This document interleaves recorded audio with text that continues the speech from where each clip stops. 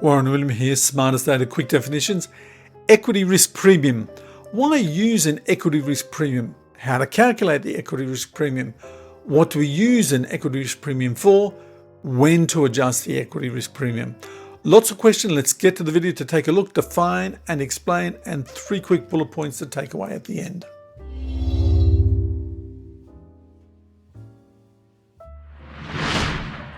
Think of the equity risk premium as the hurdle rate required in order to assume the extra risk involved in investing in stocks. The premium demanded for stocks will depend on the current phase of the equity cycle. Okay, in order to justify the extra risk over and above the return offered on a risk-free investment, a return premium is required. This is the equity risk premium justifying the extra risk involved in investing in a stock.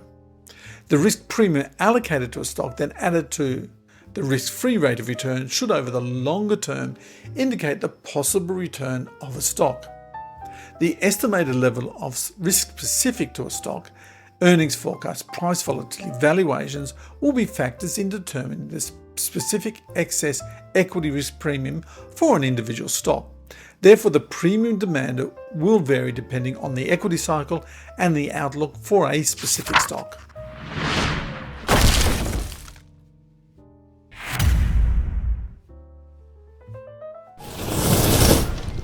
Three takeaway bullet points regarding equity risk premium. It is the extra return required in order to justify investing in a stock. The equity risk premium added to the risk-free rate should indicate the long-term earnings potential for a stock. This is how we use the equity risk premium.